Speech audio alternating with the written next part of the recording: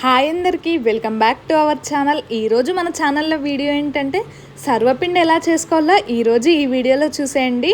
చాలా సింపుల్గా home made సర్వపిండి ఎలా చేసుకోవాలో ఈ వీడియోలో చూడండి. ఎందుకంటే రెస్టారెంట్లో కానీ బయట షాప్లో కానీ సర్వపిండి ఎక్కువగా కొనుక్కొని తింటూ ఉంటాం కదా, అదే టేస్ట్ ఇంట్లో రావాలంటే ఈ విధంగా ట్రై చేయండి. ఎక్కువగా ఆయిల్ వేయకుండా తక్కువ ఆయిల్తోనే సర్వపిండి అయితే చేసుకోవచ్చు. ముందుగా సర్వపిండిలో వేయాల్సింది అయితే కొన్ని ధనియాలు, ఉల్లిగడ్డ, అలాగే వెల్లుల్లి, ఇవి మంచిగా మిక్సీ పట్టుకోవాలి. ఆ తర్వాత సర్వపిండిలో వేసే సీక్రెట్ అంటే ఇదే సోరకాయ తురుము. ఈ సోరకాయ తురుము వేసుకుంటే టేస్ట్ అనేది చాలా బాగుంటుంది. ముందుగా ఇక్కడ బియ్యం పిండి అయితే కొలత కొద్ది అయితే తీసుకోవాలి. ఒక 2 గ్లాసులు లేదా 3 గ్లాసుల వరకు అయితే బియ్యం పిండి అయితే తీసుకోవాలి.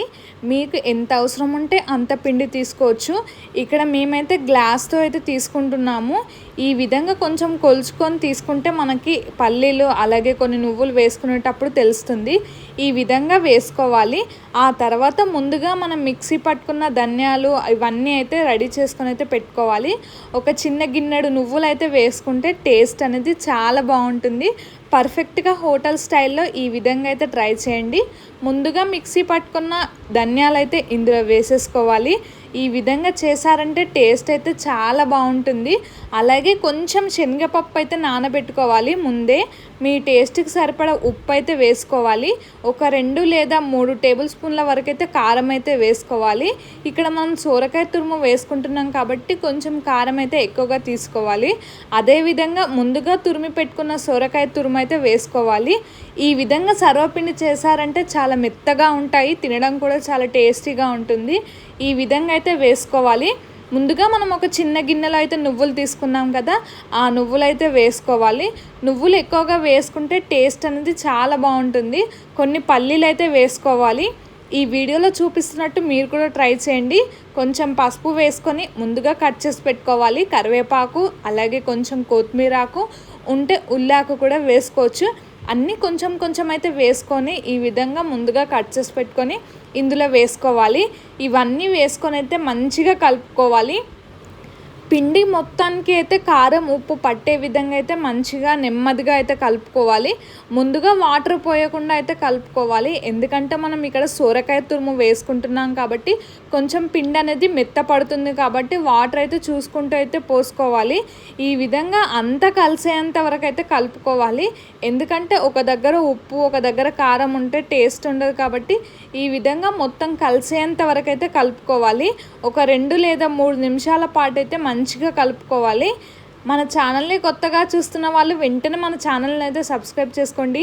ఈ వీడియో లాస్ట్ వరకు చూడండి. సర్వపిండి చాలా సింపుల్గా ఎలా చేసుకోవాలో ఈ వీడియోలో చూసేయండి. టేస్టీగా హోటల్ స్టైల్లో ఉంటుంది. ఈ విధంగా మీరు ట్రై చేశారంటే ఇలా ఈ విధంగా అయితే మంచిగా కలుపుకోవాలి. కొన్ని వాటర్ అయితే పోసుకోవాలి. ఎందుకంటే మనం ఆల్రెడీ ఇక్కడ సొరకాయ తురుము వేసుకున్నాం కాబట్టి కొంచెం జాగ్రత్తగా చూసుకుంటూ అయితే పోసుకోవాలి. ఈ విధంగా పోసుకొని మంచిగా కలుపుకోవాలి. మొత్తం ఒకేసారి కలుపుకోవాలి. అలాగే కొంచెం కొంచెం సైడ్ కనుక్కుంటూ చిన్న చిన్న ముద్దల్లా చేసుకుంటూ అయితే మంచిగా పిండి కలుపుకోవాలి.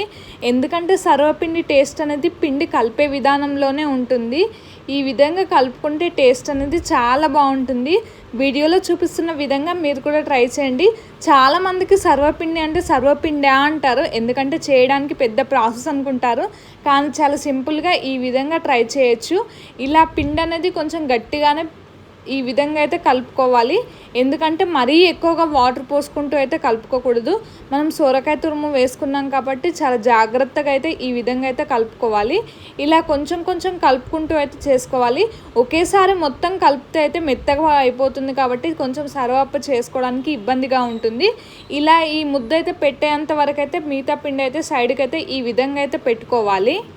ఇలా మనం ముందుగా కలిపి పెట్టుకున్నదైతే మంచిగా అయితే కలుపుకోవాలి. ఎందుకంటే కొంచెం పగుల్లాగా ఉంటుంది, అదంతా చూసుకొని అయితే కలుపుకోవాలి. కొన్ని వాటర్ పోసుకుంటూ అయితే మెత్తగా ఈ విధంగా అయితే కలుపుకోవాలి.